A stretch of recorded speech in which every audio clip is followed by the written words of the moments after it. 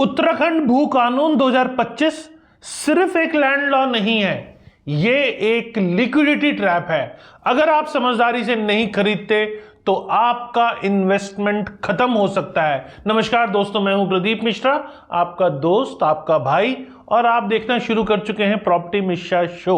आज मैंने इस वीडियो में डिटेल में बताया है कि किस तरह से उत्तराखंड में आप जमीन खरीद सकते हैं और ये लॉ आपकी बाइंग को कैसे इफेक्ट कर सकता है। वीडियो को लास्ट तक देखिएगा। अगर वीडियो पसंद आए तो लाइक, कमेंट, शेयर जरूर कीजिएगा और फ्यूचर में ऐसे real estate related informative videos देखने के लिए फटाफट चैनल को सब्सक्राइब कर लीजिए। तो चलिए शुरू करते हैं। नमस्कार, मैं हूं प्रदीप मिश्रा। प्रॉपर्टी मिश्रा शो में आपका स्वागत है। यहां हम आपको प्रॉपर्टी और प्रॉपर्टी मार्केट की हकीकत बताते हैं। नो बकवास, डायरेक्ट काम की बात। चलिए शुरू करते हैं। फरवरी 2025 उत्तराखंड के गवर्नर के साइन के बाद भू कानून अमेंडमेंट लॉ आ गया है। यह लॉ क्या करता है? सिर्फ एक बात नहीं, बहुत सारी चीजें बदल देता है। देहरादून, नैनीताल, अल्मोड़ा, बागेश्वर, उत्तरकाशी, रुद्रप्रयाग, चमोली, पौड़ी गढ़वाल, टेहरी गढ़वाल, पिथौरागढ़, चंपावती, ये 11 डिस्ट्रिक्ट हैं। इन सभी में अगर आप बाहर से हैं तो एग्रीकल्चर लैंड और हॉर्टिकल्चरल लैंड खरीदना चाहते हैं तो भूल जाइए, बिल्कुल बंद। सिर्फ हरिद्वार और उधम सिंह नगर में एग्रीकल्चरल लैंड के लिए कुछ छूट है, बाकी सब जगह पूरी तरह बंद। लेकिन ये सब बिगिनिंग है। अब रेजिडेंशियल लैंड की बात करते हैं। पहले उत्तराखंड में कोई लिमिट नहीं थी, चाहे जितना खरीद लो। अब मैक्सिमम 250 स्क्वायर मीटर की लिमिट है, यही बस, दैट्स इट। 2690 स्क्वायर फीट का एक छोटा सा प्लॉट, और सबसे बड़ी बात यह है कि यह लिमिट एक परिवार के लिए है और वो भी लाइफ टाइम के लिए है। एक बार खरीद लिया फिर आप कभी दोबारा नहीं खरीद सकते, और अगर आपके परिवार का कोई दूसरा मेंबर खरीदना चाहे तब भी नहीं, उसे भी यही 250 स्क्वायर मीटर रूल में फंसना पड़ेगा। परमानेंट रिस्ट्रिक्शन मतलब आजीवन। अब हम आते हैं सबसे इंटरेस्टिंग और सबसे डेंजरस पार्ट पे, एफिडेविट सिस्टम। जब आप अपनी 250 स्क्वायर मीटर रेजिडेंशियल लैंड खरीदते हो तो सब रजिस्ट्रार के सामने एक एफिडेविट करना होता है। एफिडेविट का मतलब है कि आप कानूनी रूप से शपथ लेते हो और कहते हो कि ना तो मैं अपने और ना ही अपने फैमिली के किसी मेंबर के उत्तराखंड में कहीं और 250 स्क्वायर मीटर से अधिक रेजिडेंशियल लैंड खरीदी है। समझ गए ना? अब सवाल यह है, क्या होगा अगर ये एफिडेविट गलत है? तो अगर गवर्नमेंट को लेटर ये पता चलता है कि आपने फॉल्स इंफॉर्मेशन दी है या अगर कोई एडमिनिस्ट्रेटिव एरर हुई है, तो क्या होता है?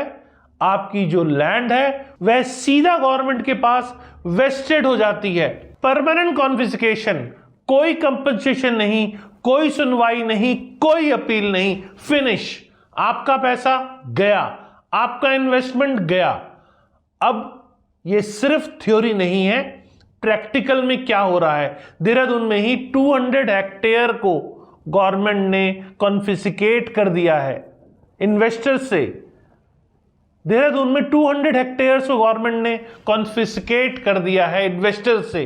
200 हेक्टेयर्स। जुलाई 2025 में उत्तराखंड गवर्नमेंट ने 3 हेक्टेयर लैंड रिक्लेम किया इलीगली परचेज प्रॉपर्टी से, और यह सिर्फ शुरुआत है। More and more land wasting cases आ रहे हैं। अब बात करते हैं सबसे बड़े बिग लूप होल की, और यह बात इतनी मजेदार है कि आप सीधे समझ जाओगे कि यह लॉ किसके लिए बनाया गया है। होटल्स, रिजॉर्ट, हॉस्पिटल्स, स्कूल के लिए 12.5 एकड़ की लिमिट है। 12.5 एकड़, और यह भी नहीं, यह सब के लिए 30 ईयर लीज की छूट है। 12.5 एकड़ meaning 52,000 square metre. Common man को 250 स्क्वायर मीटर यानी मैचिंग बॉक्स एक कोने में रख देते हैं, लेकिन बिग बिजनेस के लिए 12.5 एकड़ का खेल।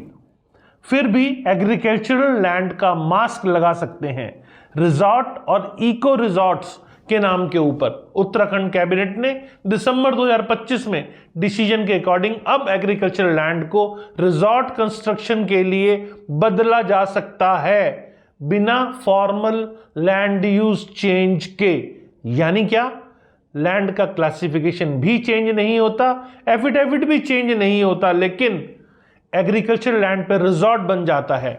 बिग प्लेयर्स को हर तरफ से छूट और मिडिल क्लास इन्वेस्टर्स को चारों तरफ से ट्रैप। अब चलिए अंडरस्टैंड करते हैं कि डिस्ट्रिक्ट मजिस्ट्रेट का पावर क्यों रिमूव किया गया। पहले डिस्ट्रिक्ट मजिस्ट्रेट के पास डिस्क्रिशनरी पावर था। अगर कोई स्पेशल केस था तो डीएम के पास चला जाता था और कुछ एक्सेप्शंस की डिमांड करता था। लेकिन अब कोई फ्लेक्सिबिलिटी नहीं, सब कुछ डिजिटल पोर्टल के थ्रू होता है।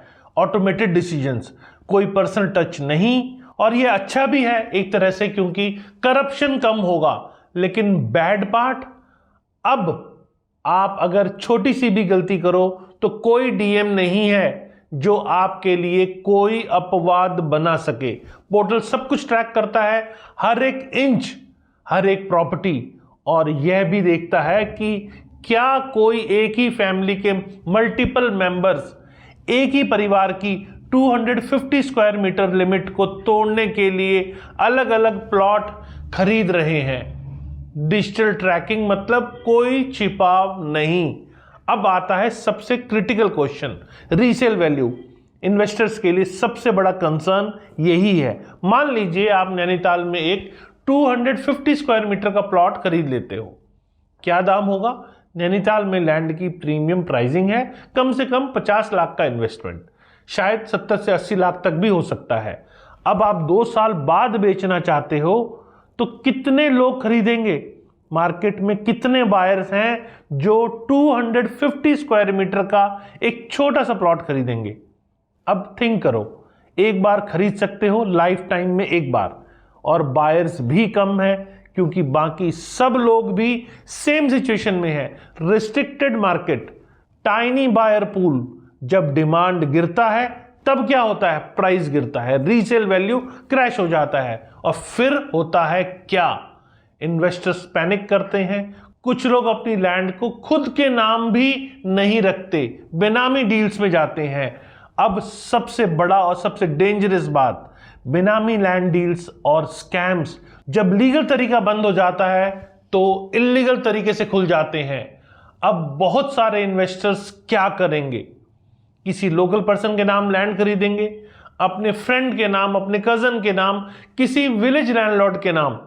बेनामी डील्स, और ये पूरी तरह इल्लीगल है। गवर्नमेंट रिकॉर्ड्स में आपका नाम नहीं होगा, एफिडेविट में झूठ होगा, और जब गवर्नमेंट को पता चलेगा लैंड कॉन्फिस्केटेड होगी, लीगल केसेस होंगे, आपका पैसा खत्म। और फिर जो स्कैमर्स हैं जो इसका एडवांटेज लेते हैं वो तो बस गायब हो जाते हैं। आपका पैसा लेते हैं, फॉल्स एफिडेविट करवाते हैं, और फिर लैंड किसी दूसरे को बेच देते हैं और आप अंदर रह जाते हो। Multiple ownership claims, multiple mortgage, सब कुछ इल्लीगल और सब कुछ आपके नाम पर। सुप्रीम कोर्ट को भी पता चला है कि उत्तराखंड में क्या हो रहा है। दिसंबर 2025 में सीजीआई सूर्यकांत की बेंच ने क्या देखा? 2866 एकड़्स फॉरेस्ट लैंड को प्राइवेट इंडिविजुअल्स ने ग्रैब कर लिया। इलीगल ऑक्यूपेशन, बेनामी होल्डर्स, फॉर्ज डॉक्यूमेंट्स। अब केस चल रहा है, अब लोगों की जमीनें कॉन्फिस्केट हो रही है, अब लोग जेल जा रहे हैं। ये सब किसके लिए? प्रॉफिट के लिए, क्विक मनी के लिए, लैंड स्पेकुलेशन के लिए। और अब देखो, जब सुप्रीम कोर्ट ने एक्शन लिया तो सब कुछ खुल गया। अब आते हैं फाइनल वर्डिक्ट पर। क्लियर और स्ट्रेट बात, एग्रीकल्चरल लैंड उत्तराखंड में 11 डिस्ट्रिक्ट्स में नॉन रेजिडेंट्स के लिए सिंपल आंसर है नो, एब्सोल्युटली नॉट, नहीं नहीं नहीं, don't even think about it. अगर कोई आपको कहे कि कोई तरीका है, कोई लूपहोल है, कोई जुगाड़ है, तो समझो कि वह स्कैमर है और आप बेनामी ट्रैप पे फंसोगे। आपका पैसा खत्म, इन्वेस्टमेंट गॉन, लीगल केस सब खत्म। रेजिडेंशियल लैंड के लिए टेक्निकली खरीद सकते हो, बट, और यह एक बहुत बड़ा बट है, 3 कंडीशंस हैं। पहली कंडीशंस, आपको एंड यूज के लिए खरीदना होगा, मतलब आप वहां सेल्फ लिविंग के लिए खरीद रहे हो, अपने लिए एक घर बना रहे हो, पीस के लिए, प्रॉफिट नहीं यहां पे है। दूसरी कंडीशन, 250 स्क्वायर मीटर लिमिट को रिस्पेक्ट करना होगा और ये एक लाइफ टाइम लिमिट है। तीसरी कंडीशन, एफिडेविट सही होना चाहिए और यहां कोई गलती नहीं हो सकती। एक छोटी सी गलती भी मतलब आपका कॉन्फिस्केशन। तो क्या उत्तराखंड अब इन्वेस्टमेंट के लिए मार्केट है? आंसर है नो। उत्तराखंड अब स्पेकुलेटिव मार्केट नहीं है। प्रॉफिट सीकर्स को यहां कोई काम नहीं है। अगर आप क्विक रिटर्न चाहते हो, रीसेल के थ्रू प्रॉफिट चाहते हो, लैंड एप्रिसिएशन चाहते हो, तो उत्तराखंड आपके लिए गलत जगह है। बट अगर आप पीस चाहते हो, अगर आप माउंटेन्स में घर चाहते हो जहां आप गर्मियों में बैठ सको, अगर आप एक सेकंड होम चाहते हो, तो ठीक है, इन्वेस्ट करो, लेकिन जानते हुए भी कि ये एक लिक्विड एसेट नहीं है, कि रीसेल में प्रॉब्लम होगी, यहां पे आपको सरकारी कंप्लायंस की हेडेक होगी, स्टेट लेवल अप्रूवल्स लेनी होगी, डिजिटल पोर्टल में सब कुछ विजिबल होगा। और एक महत्वपूर्ण बात, जो लोग ऑलरेडी उत्तराखंड में प्रॉपर्टी खरीद चुके हैं उन्हें भी सतर्क रहना होगा। गवर्नमेंट ने क्या कहा है, अगर आपकी प्रॉपर्टी का यूज गलत है और आपने एफिडेविट में झूठ बोला है और अगर लैंड का क्लासिफिकेशन गलत है तो कॉन्फिस्केशन। और देखो जुलाई 2025 से अगस्त 2025 तक कितने केसेस आए हैं, मल्टीपल केसेस, मल्टीपल एक्टर्स। और सिर्फ ये शुरुआत है। गवर्नमेंट का कंप्लायंस स्ट्रिक्ट करना शो करता है कि लॉ को सीरियसली ले रहे हैं। तो मेरा फाइनल एडवाइस क्या है?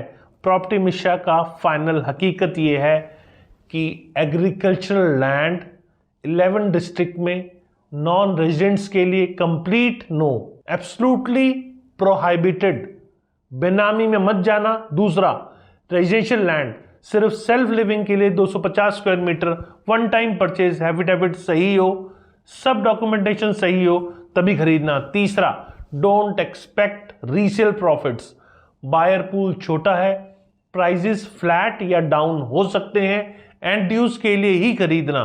चौथा पॉइंट, गवर्नमेंट स्क्रूटनी की तैयारी रखो, पोर्टल पर सब विजिबल है, कंप्लायंस में कोई नेग्लिजेंस मत करो। पांचवा और सबसे महत्वपूर्ण बात, उत्तराखंड ब्यूटी है, माउंटेन्स हैं, पीस है। अगर आप प्रॉफिट के लिए आ रहे हो तो मत आओ, अगर आप जीने के लिए आ रहे हो तो बिल्कुल आओ, लेकिन इन्वेस्टमेंट की नजर से नहीं। स्पेकुलेटिव इन्वेस्टमेंट के लिए ये स्टेट अब सुटेबल नहीं है। तो दोस्तों, आशा है कि ये वीडियो आपकी आंखें खोल देगा। अगर आपका कोई और दोस्त उत्तराखंड में इन्वेस्ट करने की सोच रहा है तो ये इंफॉर्मेशन जरूर शेयर करो। एक सही जानकारी बहुत से लोगों का पैसा बचा सकती है। अगर ये मेरा एनालिसिस आपको पसंद आया तो लाइक, कमेंट, शेयर जरूर करें और फ्यूचर में और ऐसे एनालिसिस के लिए फटाफट चैनल को सब्सक्राइब कर लीजिए। नमस्कार और जय हिंद।